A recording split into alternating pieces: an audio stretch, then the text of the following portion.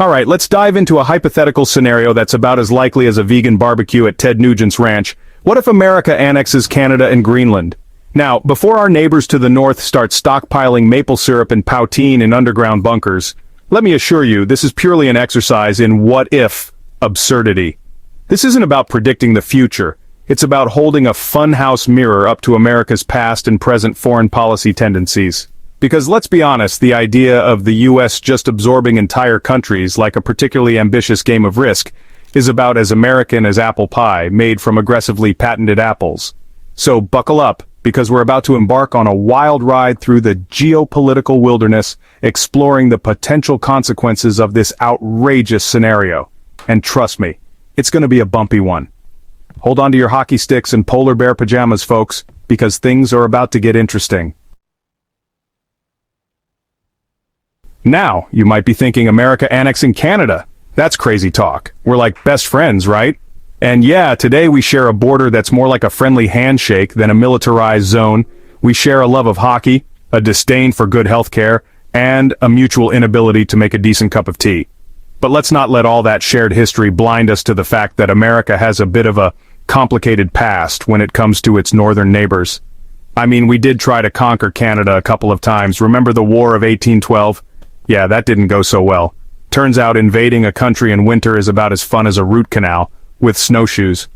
And Greenland? Well, let's just say that back in 1946, President Truman offered to buy it from Denmark, for cash, like it was a used car with questionable mileage.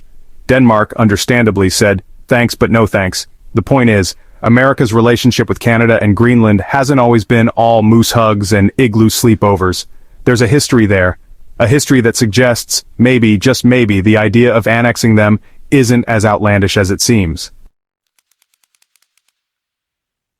Okay, let's say for the sake of argument that America did decide to just annex Canada and Greenland, like woke up one morning and thought, you know what we need? More land, and also more Celine Dion. What would happen? Well, in a word, chaos.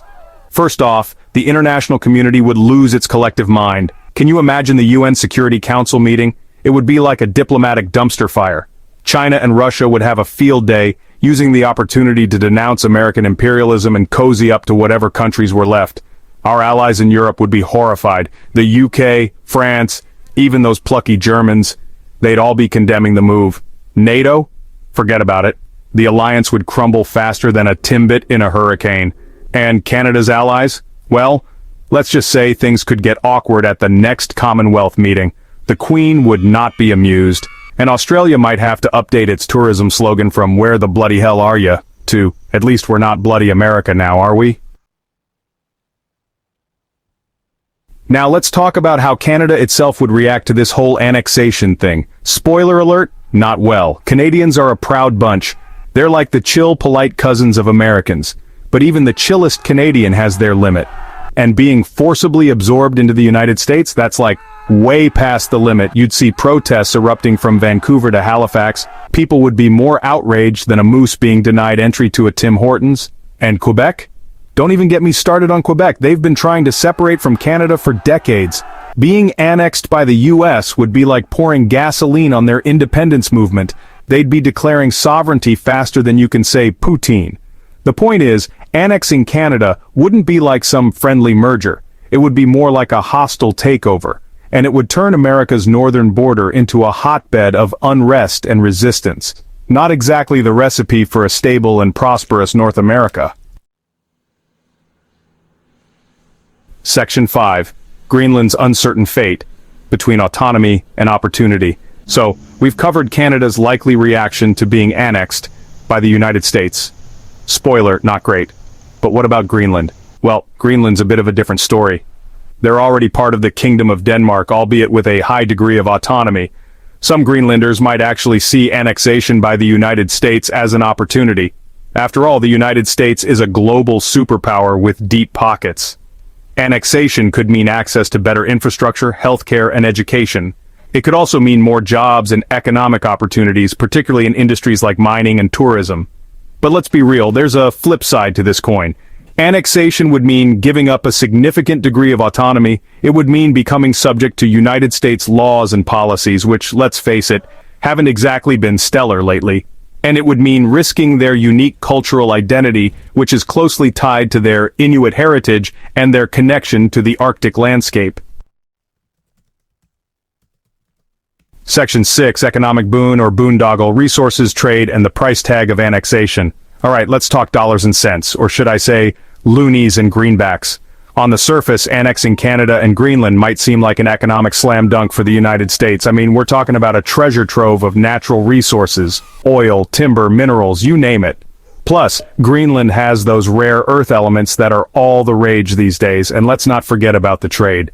Imagine a North American free trade zone that actually encompasses all of North America. That's a lot of maple syrup and avocados flowing freely across borders. But hold your horses, because this economic joyride comes with a hefty price tag.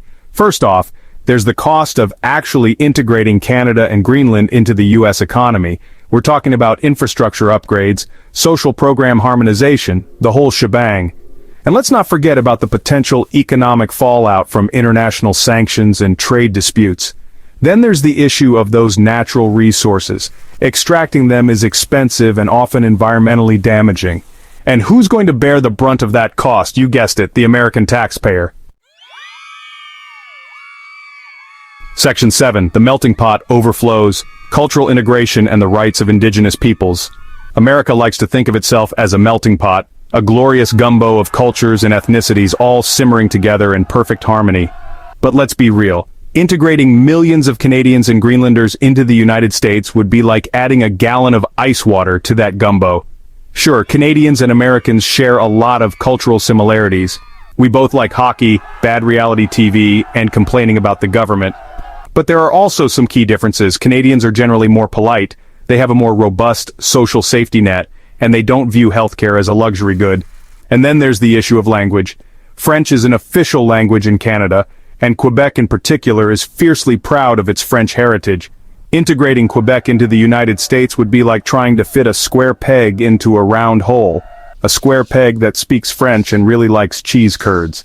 And let's not forget about the Indigenous peoples of Canada and Greenland. They've already been marginalized and mistreated by their respective governments for centuries. Annexation by the United States would only exacerbate their plight.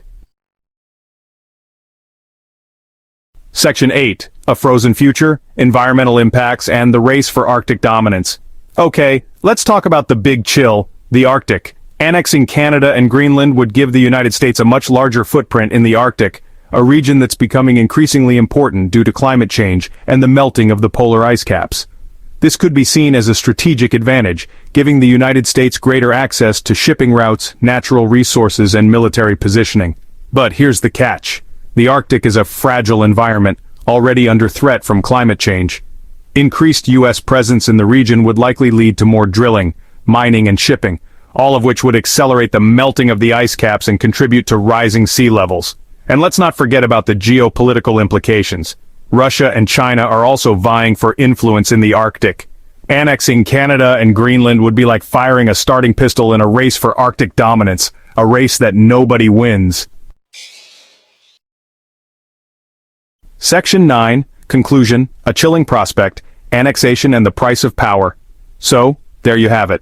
The hypothetical scenario of the United States annexing Canada and Greenland is about as appealing as a plate of cold poutine. It would be a logistical nightmare, a diplomatic disaster, and an environmental catastrophe. But beyond the practical considerations, there's a bigger issue at stake here. The very idea of one country simply absorbing others against their will. It's the kind of thing that belongs in history books, not in the 21st century. The United States was founded on the principles of self-determination and liberty. Annexing Canada and Greenland would be a betrayal of those principles. It would be a step backward for democracy and a giant leap towards a more unstable and dangerous world. So, let's leave this hypothetical scenario where it belongs, in the realm of late-night comedy and thought experiments. Because in the real world, the consequences would be anything but funny. So, hit that subscribe button, ring the bell for notifications, and let's turn the page on a new adventure together. Get ready to experience books like never before, only on VBook 360. Like, comment, and share to support the channel and keep the video magic alive. Thank you for stopping by. And remember, every video has a story, and every story deserves to be shared. See you in the next video.